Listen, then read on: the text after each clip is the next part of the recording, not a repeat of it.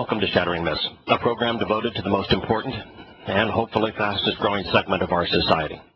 To those of you who, like me, have come to realize that the world's political, religious, military, and economic institutions are corrupt, that they are counterproductive, that they cannot be fixed. Our mission is to know who is working against our interests, to understand why they are doing so, to appreciate the deceptions that they are deploying. Because exposing and condemning such errant and treacherous schemes, especially when they are religious and political, isn't hateful. It's the most compassionate and the wisest thing we can do. In our concluding hour, we're going to use evidence and reason to explore the Torah and prophets. Torah means teaching, not law, and its liberating, enriching, empowering covenant provides the only reliable answer for you and your family. Our phone number, if you'd like to participate in this discussion, is 877-376-45. A friend of mine sent me an email this morning talking about a pastor of a mega church in Florida. 20,000 devotees of this Calvary Chapel in Florida. The pastor, who is married, has admitted that he was having an affair with a married woman. And so he has had to say that he has failed his congregation and is therefore resigning. Now, I find that interesting because, of course, Christians base their religion on free gifts, on being free from legalism, of being distanced from the law. And therefore, the instruction that Yahowah etched in stone, you should not make a practice of habitually committing adultery, should not apply to them. After all, they've distanced themselves from what they call the law. Doesn't apply to them anymore. Should have forgiveness, right? You know, it's interesting that the Dode was a regular practitioner of adultery. He had a harem. And while God was not pleased with his harem, the fact is that he was never removed from power as a result of having an adulterous affair. It strikes me that the Christians who claim that they are free of the rules are actually tied up in them. And those of us who observe the Torah are actually the ones who are liberated.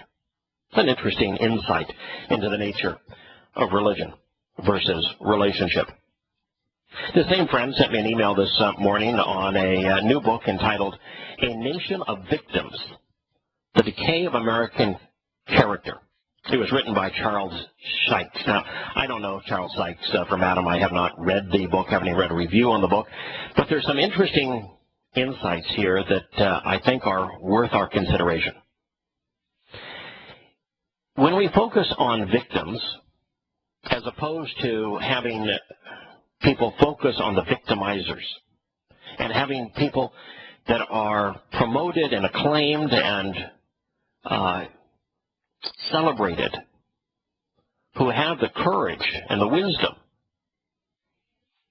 the dedication, the compassion to expose and condemn the victimizers, that's character. Those are examples that are worthy of acknowledging. But focusing on the victims, there's no benefit whatsoever there. No, we're going to focus on the victims so we feel better that, hey, it wasn't me that lost my legs in a suicide bomb, as opposed to what was it that motivated the bombers? Are we afraid to have some backbone because Muslims play dirty, and that if you have the courage and wisdom to expose Islam as the motivation for 99% of today's terrorist acts, that somehow, some way, by doing that you're going to put yourself in harm's way, and we no longer have the character to do that? So let's wallow instead and focus on the victims. This very story that is making the headlines today about the 20 staff and children that were knifed at a school It's all focused on the victims. So is the Sandy Hook example, all fixated on the victims. You know, it shows a complete depravity of character. And it's what we've become. If that's his conclusion, he's right in his A Nation of Victims, the decay of the American character. He says that we now have a culture which celebrates being victimized. CNN ran a story about one young woman who tragically lost her leg in the Boston Marathon bombing. But after reading the story, I wondered why. This is a friend of mine who wrote this email to me. He says, I wondered why that they didn't mention the motivation of the bomber. They never once mentioned Islam's role. They never once said we could prevent acts like this if we took a stand against Islamic terrorism. No, the whole thing was, wow, she lost her leg, but she's really a devoted victim, and therefore she'll be able to dance again. I mean, there's something incredibly sad about that. Almost no one. I mean, today, you'll listen to the radio, you'll listen to the television, and they'll all focus on the tragedy that was perpetrated on these 20 individuals. And they will talk about school violence and say, boy, look what it's doing. But no one will focus on what has caused it. Why are children and adults unable to act morally? Why can't they exercise good judgment? What have we done to ourselves that causes this situation? And the answers are fairly straightforward. If it's an act of terrorism, it's most always perpetrated by Islam. And all you have to do is look at Muhammad and the Quran and Sunnah, the Hadith, and you recognize that they're following Muhammad's example. If we want to eliminate 99.9% of terrorism in the world today, all we have to do is combat Islam. Simple. As for children acting up badly in school, the vast preponderance of them are medicated. They're taking drugs, going on and off of mind-altering drugs. And in school, the socialist secular humanists have established their religion, whereby political correctness is the moral code, and being judgmental is the ultimate crime. And so we have educated, indoctrinated, if you will, an entire generation of monsters. But no one wants to say that. No one wants to hold teachers accountable. No one wants to hold politicians accountable. No one wants to hold the psychiatrist accountable for prescribing these drugs. But that's almost always the case. In fact, I did a study about 9 months ago after one of the school shootings to see if there was a common denominator between the those who perpetrated mass killings at school. And there was. Universal. They were prescribed and had gone on and off mind-altering drugs. Prescription medications prescribed by psychiatrists and psychologists. And of course, the other common denominator, they're all a product of today's education system in the West, which encourages people not to be judgmental. Hi, Glenn. Welcome. Good morning, Anna. Yeah, let's not forget people wounded in sports victory riot. Yeah. You know, that's everything. Sports builds character, don't you know? No, about all this, you know, I've been thinking about this stuff recently, and, you know, we're constantly given all of this, you know, all these horrible victim things to obsess with, whether it's the air crash or whatever.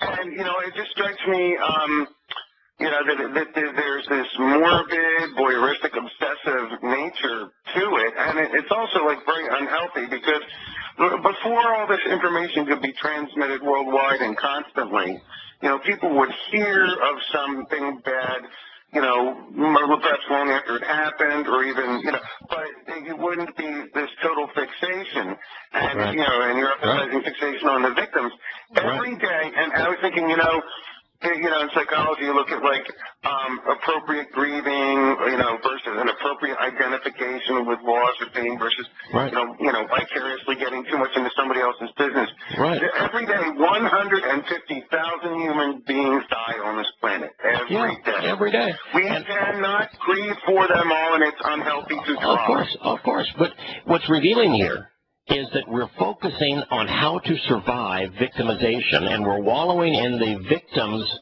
pain and agony, rather than focusing on how to stop victimizers and how to prevent future pain and agony.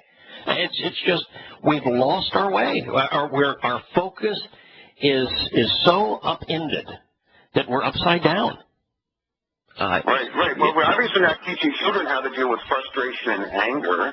No. It's normal to be. No, you go play. Angry, right. Yeah, you go play one of the video games, and that's how you deal with your anger. You take it out on a driver or a war game or a first-person shooter. That's how you deal with your anger. Go and take it out in a video game. We just aren't. We as a nation have indoctrinated generations of people who are no longer able to be rational, to exercise moral discernment. They're no longer able to exercise good judgment. And when you can't exercise good judgment, you can't be moral, you can't be just, you no longer benefit from free will, you can't be civil. Society degrades to anarchy, and people are all end up victimized when that occurs. And on that note, if I may, just do a sideways segue for just a minute to something we talked about Friday. I forgot to mention it. Yeah.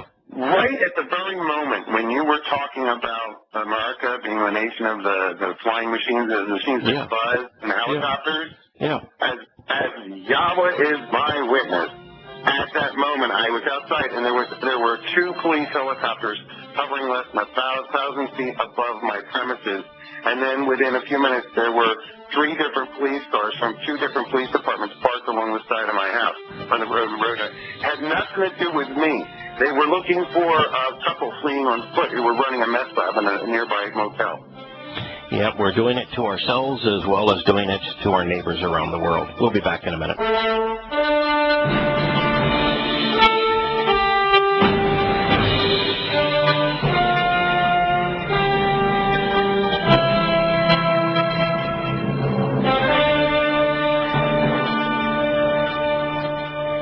Welcome back to Shattering Myths. This incident at the Pittsburgh High School reminds me of the recap of the incident at Fort Hood. Either one of them, the 2 shootings. Most recently, rather than dealing with the fact that serving in Iraq messed with one's mind, and it's impossible for someone to come back and be normal after that experience because, A, you know that your government lied to you, that there were no weapons of mass destruction that were hidden by Saddam Hussein, that al-Qaeda had no presence in Iraq prior to the time that we intervened, and number 3, that the people our government and our military said we were there to liberate were the very people that were trying to kill us, that Saddam Hussein's military never fought. We only fought civilians. And the people we were fighting on behalf of were disgusting. And so you serve there, and it will affect your life forever.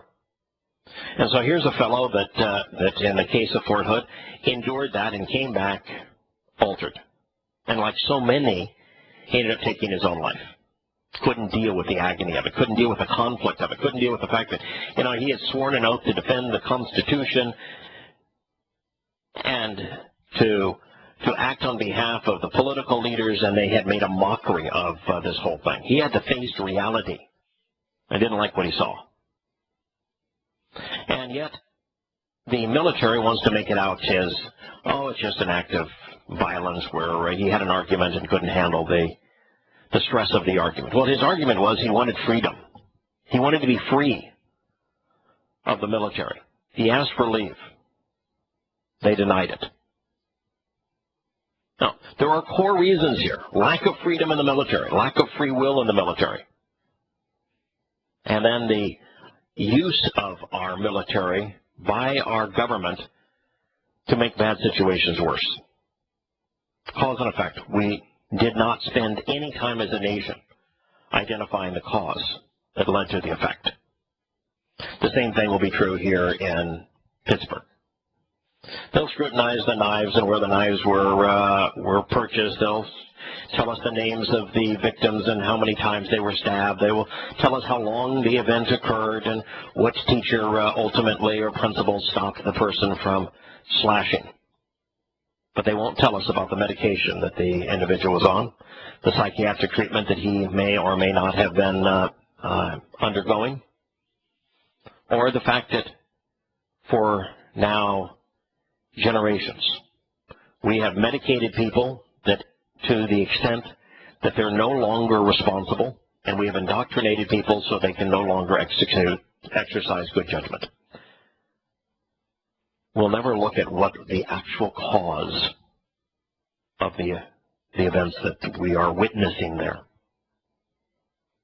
Now, I've got another story here that also shows you that even adults in a jury situation are incapable of exercising good judgment. This story is from Reuters. It reads, Takeda Pharmaceutical Company Limited said that it would contest a $6 billion award of punitive damages imposed by a U.S. federal jury in the case alleging Japan's largest drug maker had concealed cancer risks associated with its Actos diabetes drug. Now, look, here's the truth, folks. Every drug that we conceive to keep people alive longer who are suffering from debilitating diseases has a side effect. Most of them many side effects. And so the question is, are you willing for the elongation of your life, say with diabetes? Are you willing to take the drug knowing that there are risks? And if you don't think there are risks, if you are pretending to be, I'm purely a victim here, then you're just stupid. You know, and ignorance isn't bliss, it's deadly. Every drug that is produced has side effects. Now, the reason that we choose to take them when we have a debilitating illness is because the vast preponderance of people benefit and a minimal number of people don't. They are harmed by the drug. That's just the nature of things. It's always the case. It has always been the case. It will always be the case. But here we have health care that is prohibitively expensive, and everyone's griping over the cost of medications, and they want to point their finger at big pharmaceutical companies. Well, you know the reason that the drugs cost so much, the reason that we're bankrupt in terms of our ability to supply affordable medical care, is because of idiot decisions like this. Awarding $6 billion in punitive damages? It's absurd, because there's a side effect associated with a drug that combats diabetes? What's wrong with these morons? What's wrong with the judicial system? No longer just.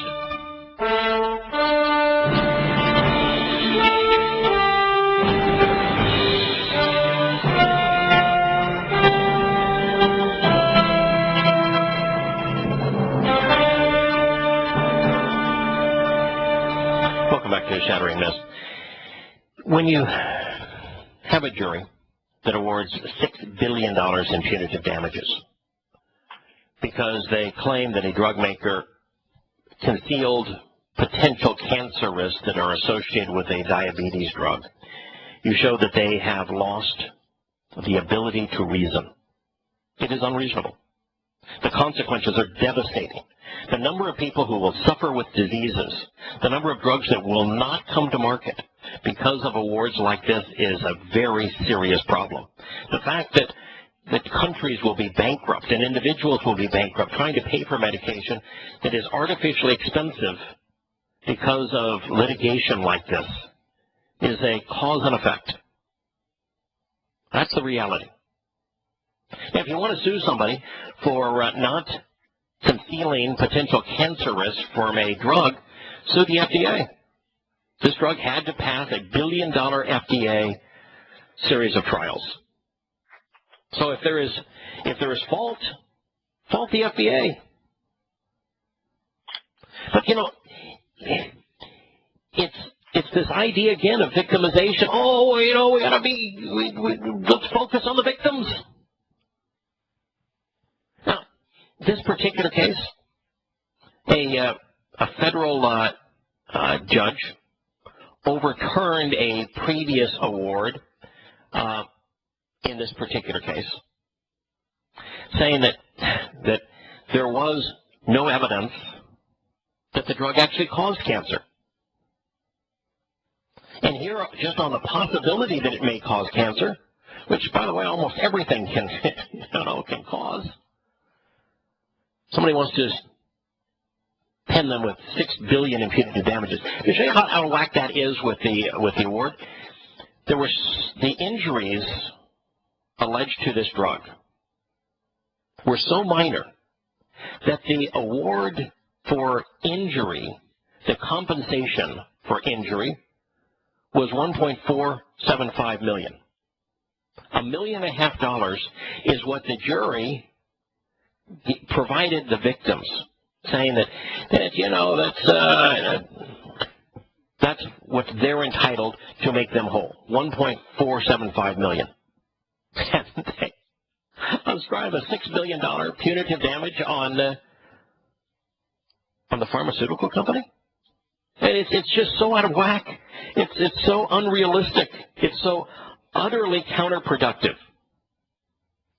that you wonder, how is it that these jurors were even chosen? Because obviously they're incapable of rational thought.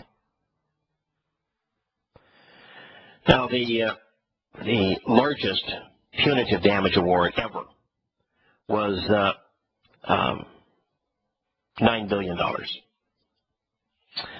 And it was awarded by a jury against Takeda and Lilly.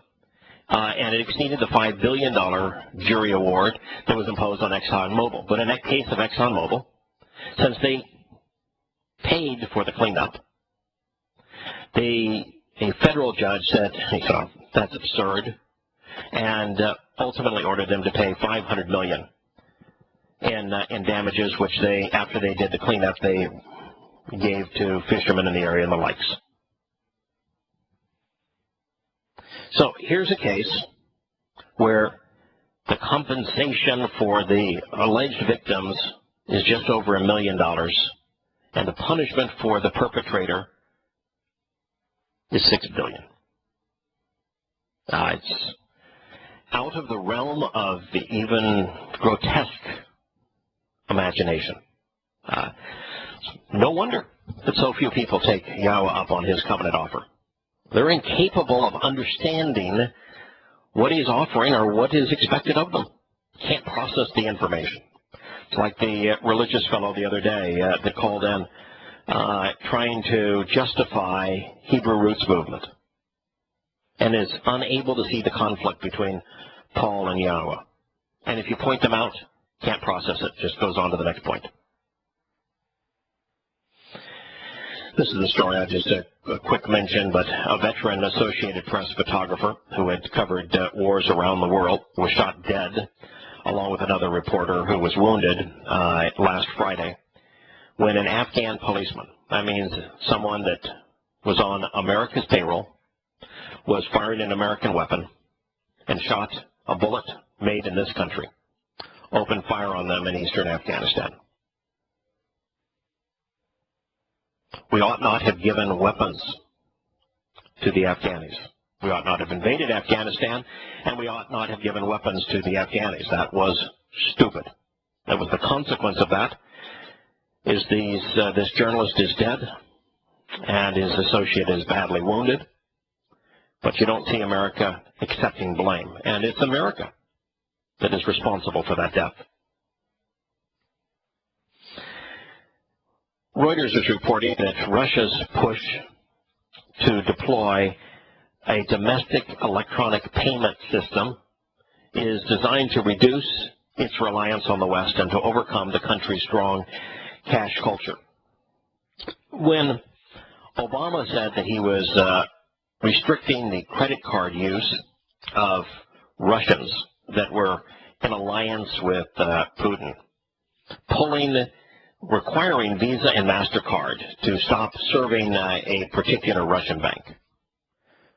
When I read that, the first thing I said is what this is going to do is to diminish the role that the American firms play in world commerce, because every country in the world, every banker in the world is going to see, well, if the U.S. president can dictate the business alliances that are made with an American company, then they can use them against anyone. And so the moment we did that, the natural consequence of Obama's stupidity was that Russia and China and European countries around the world are all working now to develop their own electronic currency mechanisms. That was the natural consequence. It was inevitable. And yet, the condescender-in-chief of America couldn't see it. And the Senate and Congress voted almost unanimously to impose the sanction because they were too stupid to see what the consequence was going to be. You know, in the New World Order that is going to rally around the beast, this outgrowth of the Roman Empire, electronic currency is going to be the order of the day. That is how the beast is going to secure allegiance. That's how he's going to control. And now what you have is a rush for countries around the world to eliminate the cash culture and to move exclusively to electronic currency. And our actions over Crimea in the Ukraine are precipitated this. We've made situations worse because we were unable to equate cause and consequence. So prompted by the suspension of Visa and MasterCard services to Bank Russia because of Western sanctions over Crimea, Russian officials have revived attempts to create a national electronic payment system.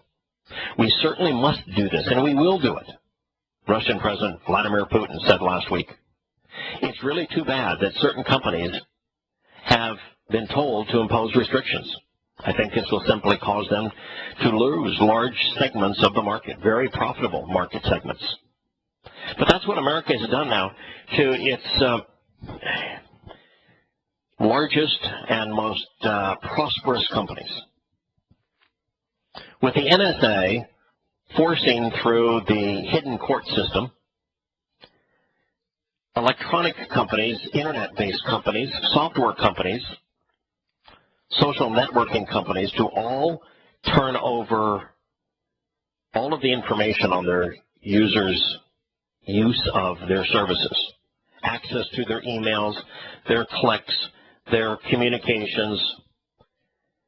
It's now a situation where when a project needs to be done, a large project for a business or for a public entity, anywhere in the world, the American companies are not even allowed to bid because they know that they are controlled by the NSA and that there will be no security in association doing business with them. So IBM, Hewlett-Packard, Microsoft, Google, Apple, not even able to bid Facebook. No matter what the foreign government or foreign business is trying to achieve, they have specifically excluded the American companies, just as Visa and MasterCard are now being excluded, and governments around the world are seeking alternatives. We've done this to ourselves. Rather than rally around American businesses and encourage their growth worldwide, we've stunted it. This article continues to read, after the United States imposed sanctions on officials believed to be close to Vladimir Putin, And Rosia Bank, which Washington said was the personal bank of the leaders of the inner circle, Moscow has signaled a shift towards Asian markets and told businessmen to bring their assets home. Stop doing business in America. Now, there's some real serious consequences of that. There are things that we are absolutely dependent upon Russia for. Titanium happens to be one of them. There are many domestic payment systems out there. So the question is, can Russia do it? Piece of cake, says David Robertson, publisher of an industry publication, the Nielsen Report. Happens to be here in Carpinteria, California. What matters is crossing the border, whether it's your own citizens who want to travel or vice versa. However, the fact of the matter is that China, starting about 2 or 3 years ago, recognizing American malfeasance in its banking laws, successfully created an international electronic currency delivery system. Part of what has America in a bit of upheaval is the gender gap. Now, just the other day, President Obama passed legislation saying that he wanted the gender gap in compensation to be narrowed, and he passed executive orders to achieve that. Well, the fact of the matter is that the most comprehensive studies of gender gap says that there's less than a 4% difference between what a comparable man and a comparable woman actually make. And that the notion that the gap is larger than that is based entirely on bad research and invalid comparisons. It is an inconsequential gap, but there is another gap.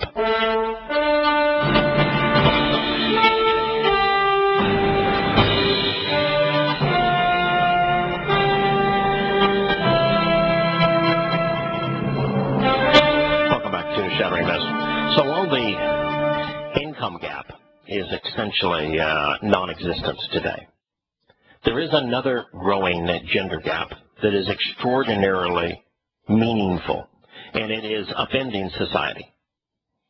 Now, I don't want to be a sexist here and to say, society works best when men earn a living and women become mothers and do the most important job in the world, which is to mother, to do what only they can do with the young children.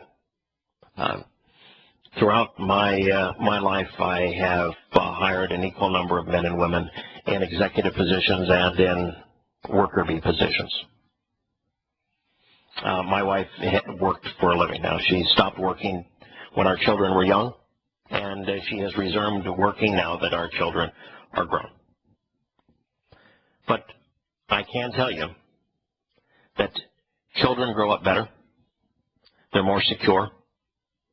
They're better prepared for life when mom and dad work together as a team to raise them. Dads are not nearly as nurturing as mothers. Stay-at-home dads aren't as good at raising children as moms are. Now, it's not to say that, if your marriage doesn't work and mom moves away and wants nothing to do with the children, that the dad can't do a marvelous job. He can. But on average, generally, moms are better at it than dads. And what we're finding now is in colleges, society is being deliberately jury-rigged to make moms the breadwinner and dads inconsequential. A federal survey of about 9,000 young men and women born during the years 1980 to 1984 shows a big disparity when it comes to higher education, with women a third more likely to receive a bachelor degree by age 27. While it has been long known that women are outpacing men when it comes to pursuing higher education, the extensive study by the Bureau of Labor Statistics highlighted several numbers that show the trend is actually accelerating. I've brought this trend to your attention many times because of the upheaval nature it'll have on society. Men are now fish out of water, irrelevant to a large degree. And there are aspects of men that are beneficial for society. Men typically are willing to take a stand.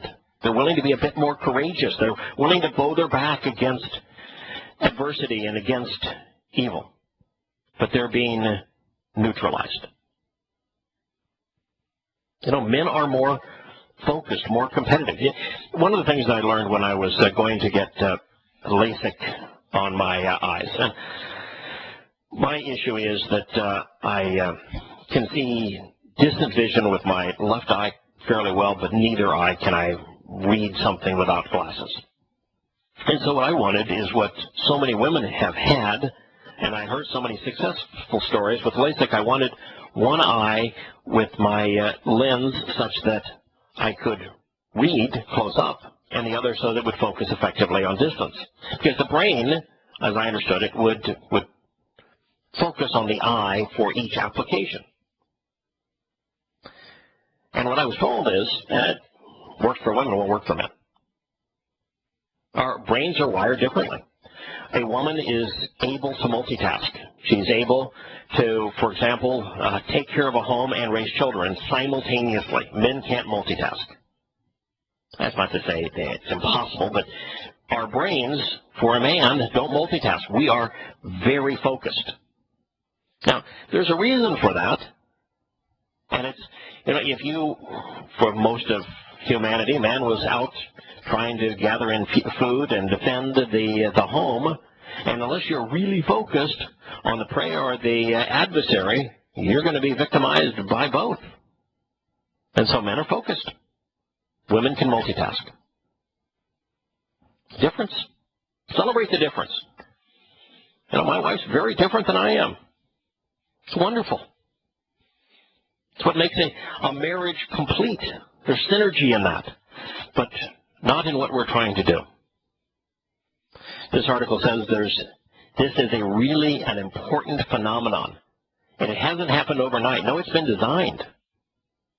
It was jury-rigged this way. In colleges today, on average, 2/3 of the students are women. It's between 65 and 70% in most colleges today, and that percentage is growing. The disparity is growing, with women representing 2/3 of collegians and men only 1/3. Men are being left behind. The role of the man is being eliminated from our society. We'll be back in a moment.